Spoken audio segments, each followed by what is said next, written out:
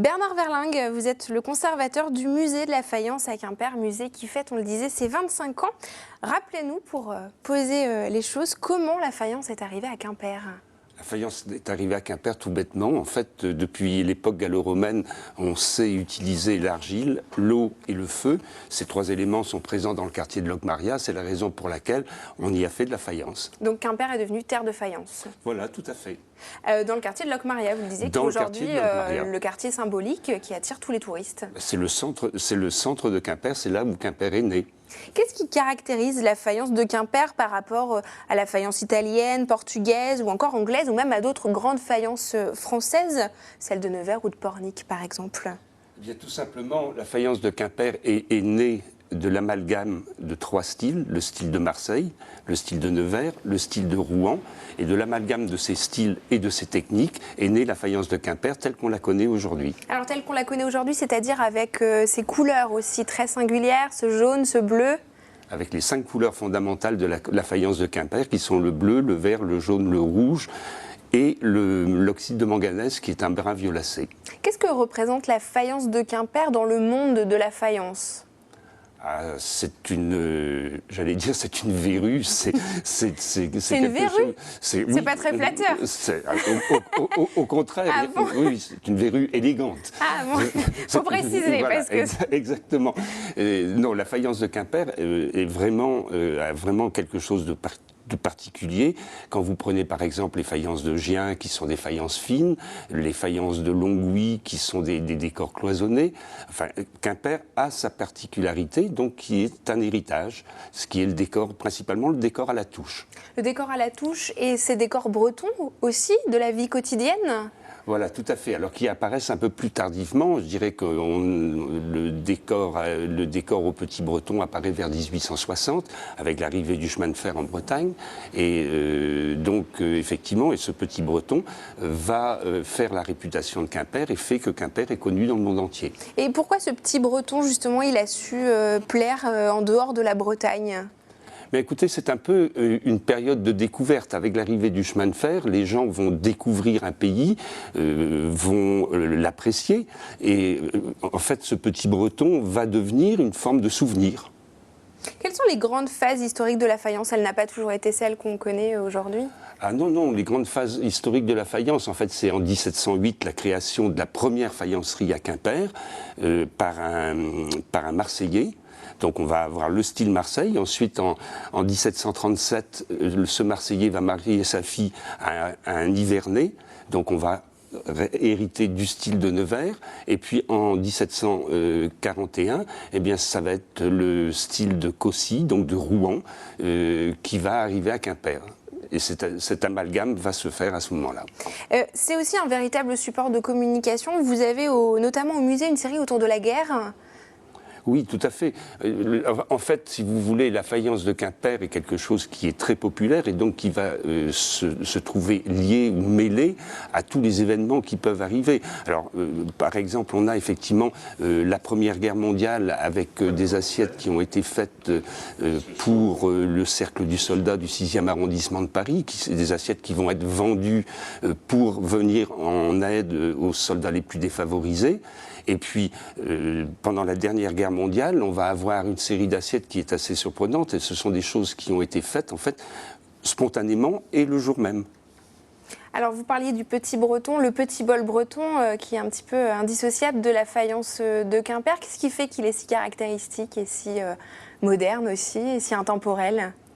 Alors ça, c'est une question à laquelle je ne peux pas répondre. Je pense que c'est un engouement qu'il y a eu de la part des gens. Et ce succès est né... Il est apparu quand, ce petit bol breton? Il est apparu vers 1936. Et tout de suite, ça a été un succès? Visiblement, oui. Oui, ce bol prénom est devenu le souvenir favori de tous les, je dirais, de tous les visiteurs de la Bretagne. La faïence a un savoir-faire fragile qui existe depuis 3 siècles, mais qui continue d'avancer, de se moderniser.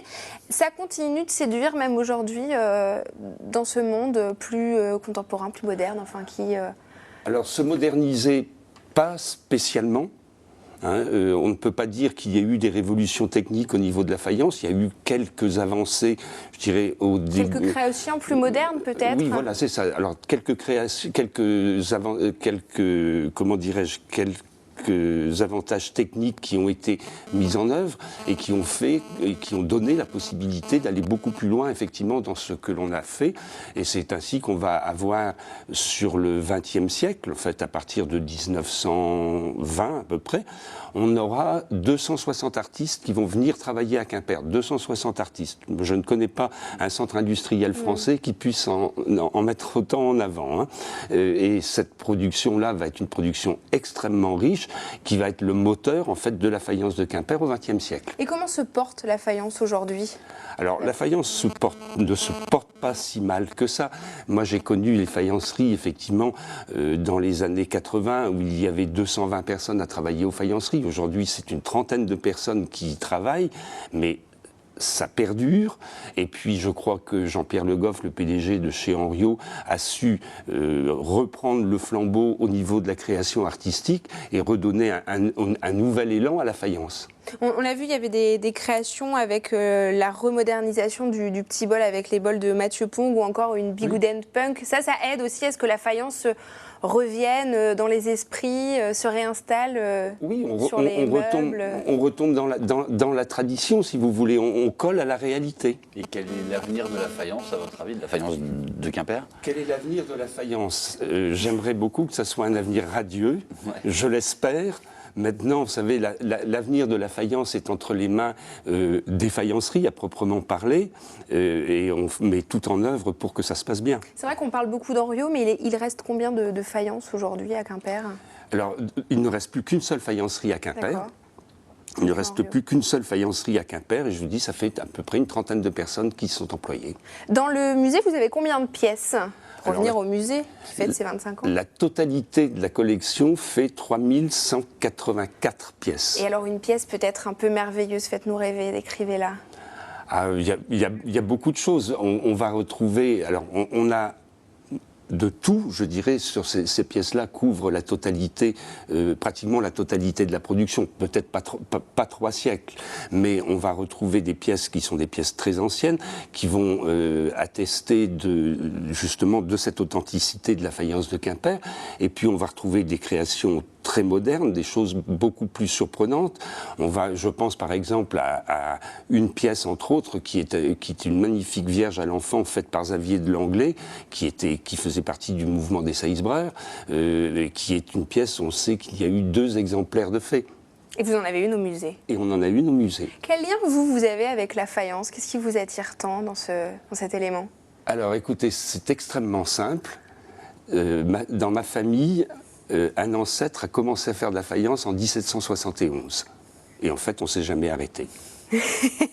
Et vous continuez ? Et je continue. Vous faites de la faïence vous-même ? Je suis céramiste de métier. D'accord, donc vous peignez, vous fabriquez, vous moulez ? je fabrique plutôt. Vous fabriquez Je fabrique plutôt, mais vous ne peignez pas Non, par contre, ce que je fais, c'est que je mets mes connaissances au service d'artistes, puisque au niveau du musée, nous avons un atelier où nous accueillons régulièrement des artistes. Le patrimoine breton ne pourrait pas se passer de la faïence, elle est devenue symbolique maintenant ? Ah, c'est une certitude.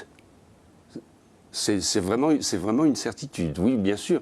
Bien sûr, et les gens le découvrent tous les jours en visitant le musée de la faïence. Merci beaucoup Bernard Verlingue d'être venu sur notre plateau nous faire partager votre savoir et votre passion sur la faïence. On retrouve toutes les informations sur le musée de la faïence sur notre site www.tbo.bzh et on retrouve tout de suite Benjamin Bréon pour l'Instant Web. Et Bernard Verlingue, alors pour les 25 ans, qu'est-ce que vous avez prévu au musée ? Alors, ce qu'on a prévu, c'est de réunir le maximum de gens qui étaient déjà là il y a 25 ans.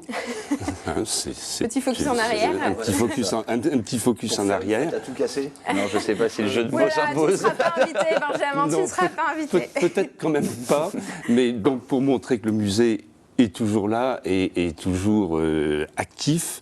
On va donc de toute façon faire découvrir l'exposition temporaire de cette année sur les femmes et les sur enfants. les femmes et les enfants d'abord, donc qui est une exposition avec quelque chose comme 200 pièces. Hein, donc on va montrer cette exposition. On a organisé une tombola également où les gens qui visitent le musée participent tous les jours. Eh bien, merci beaucoup d'être venu sur notre plateau. Merci beaucoup.